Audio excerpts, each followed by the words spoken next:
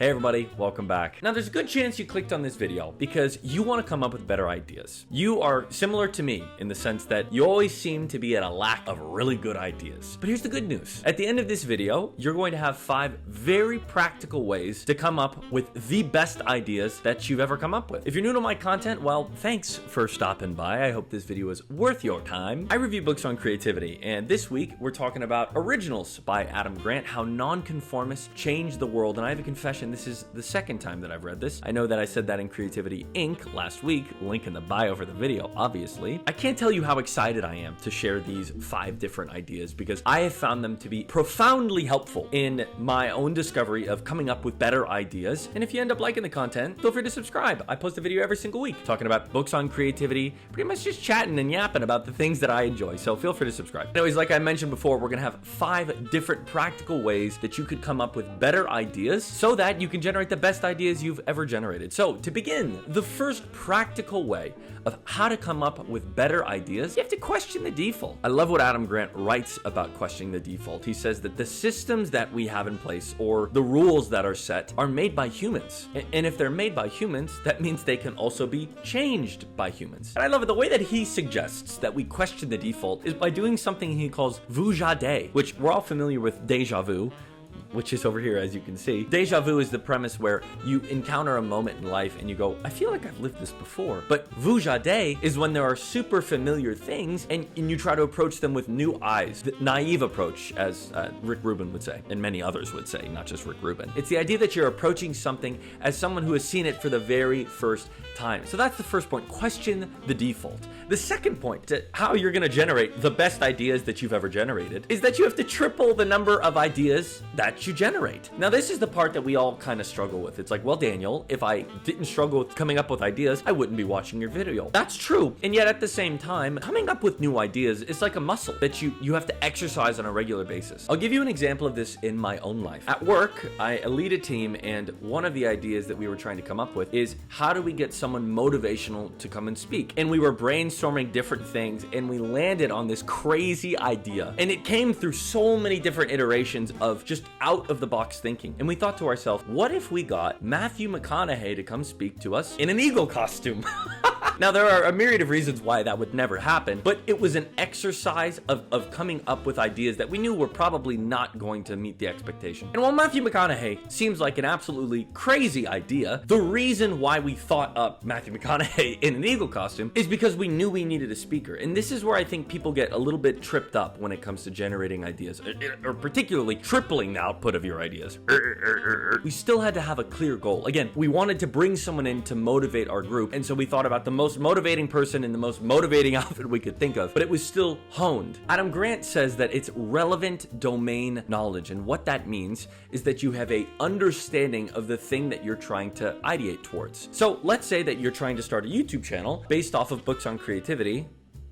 Hello, chill out, okay? There can only be one of us. No, there's plenty of room, come on in. You have to have a basic understanding of books on creativity. It's hard to start a channel about books on creativity without reading books on creativity. Oftentimes we focus too early on quality when we should be working on quantity. Yes, there is a time and a place for refining ideas, but unless you generate a lot of them, there's a good chance that you're not gonna come up with good ideas to begin with. So that's the second point. You have to triple your idea output. And the third point is that you have to immerse yourself in a new domain. Now, I make YouTube videos, but to expand my repertoire, I decided to pick up drawing. But the reason I started this binder of different drawings, different fun little things like this, is because it was a completely different domain than reading books or YouTube. And I did that because what it does is it gets you out of the headspace of YouTube videos or whatever your domain is, whether it be drawing or writing or fill in the blank, and it puts you in a completely different mindset. And what that does, it's the seed bed for good ideas. It's the seed bed for coming up with the best ideas that you've ever had in your life. The reason for that is because we are, what Adam Grant says, prisoners to the prototype. What he means by being a prisoner to the prototype is that things that are familiar, we often stick within. And in order to generate truly novel, original ideas, we have to be absorbing different domains so that we can cross-pollinate the different ideas. That really is where creativity is birthed. It's between one domain and another, and you're creating a bridge with a new idea. And to the first point, you have to question the default, the standards of things. The second point, you have to come up with new ideas, generating 3 times what you normally do. And the third point, again, is immersing yourself in a completely different domain. I'm going to tell you right now, if you just do those 3 things, you're going to come up with some of the best ideas you have ever generated. But oftentimes, we want this linear approach. We want things to be happy-go-lucky, and we want to sit down for 5 minutes and come up with the best ideas ever. But that's just not how creativity strikes, and that's just not really how it works oftentimes. I've spoken about this elsewhere, but I have over 4,000 notes on my phone. The reason for that is because I'm trying to capture every single moment that I find inspiring, interesting, unique, whatever you want to call it. And then I go back and I look at those things and I use those different ideas that I have from my notes as the fertile soil to come up with novel, new, creative ideas. So that's the third point. Immersing yourself in a completely new domain. And then I thought it was going to be like a pop. Let's try that again. Immersing yourself in a new domain in the hopes that you draw inspiration from that domain into the one that you're really focused on. Hope that makes sense. The fourth idea to how to generate the best ideas you have ever had is that you have to procrastinate strategically. Now, procrastinating strategically is something that I was quite against for a long time. I'm the kind of person where it's like, I don't want to be stressed when I'm doing the thing, and if I'm doing it last minute, I'm stressed. Shout out to Daniel for doing this video the night before it's due. But procrastinating strategically, it actually gives you time to incubate the ideas. I talked about this in Mahaley Csikszentmihalyi's review. It actually is a part of the creative process. It's the time where your subconscious chews on the idea, and then it finds a little worm of some sort, and it takes the worm, and it gives it to the birds.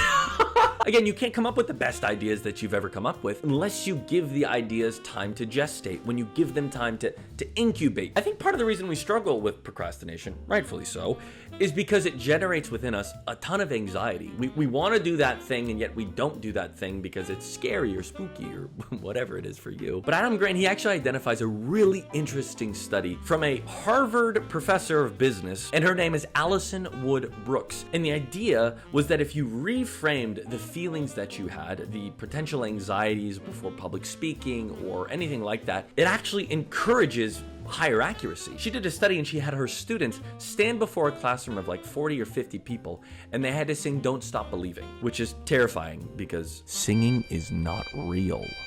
The government's been lying to you about singing. So she had a control group who she told nothing, didn't reframe it. She's just like, go up there, sing your heart out. Then she had a group say that they were anxious and they were worried. And then the third group was the ones that she said to reframe it and say that they were excited. The third group, the ones that said they were excited, they gaslit themselves to believing that they were actually stoked about getting up there and singing. 80% accuracy. 80%.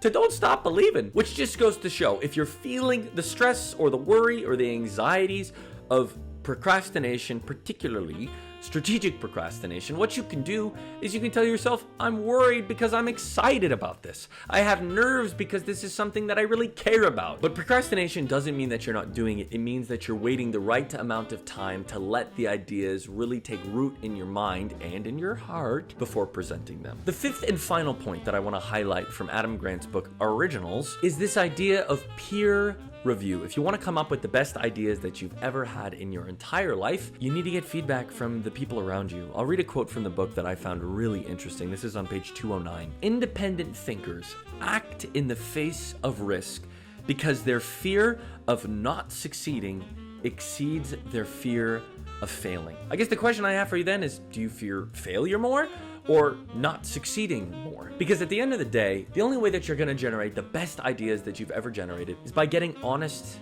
candid feedback from your peers. And the importance here is that it's peers. It's not just strangers. They're not getting Uncle Joe's feedback, though Uncle Joe gives some crazy advice sometimes. Don't listen to Uncle Joe. Who's Uncle Joe? You have to be getting advice from your peers, the people that you're working alongside or you're creating alongside, people who are immersed in a similar domain or a similar process that you're in, because they really do know the ins and outs of what makes a good idea or a bad idea. And so if you're a writer, you have to get advice from other writers. If you're a leader, you have to get leadership advice from other people that you're leading alongside. And there can't be a sense of hierarchy here. Getting advice from your boss always elicits some sort of fear response. It has to be people that are your contemporaries. And in doing so, you're able to sift through what are good ideas, the greatest ideas you've ever had, and average ideas, which you will generate most often than not. So if you've watched this far and you do make YouTube videos, comment below. I'd love to hear your feedback of how I can make these videos better. I guarantee you there's a million things that I could be doing, but what is it that you think? What do you think would enhance these videos? I'm all ears. Thank you so much for watching. If you're interested in watching more of my stuff, feel free to click this video and feel free to click down there to subscribe again. And I will see you all next week. Really looking forward to the book I'm reviewing. But anyways, stay creative and I don't know, tell your mother you love her. I'll see y'all later. Bye.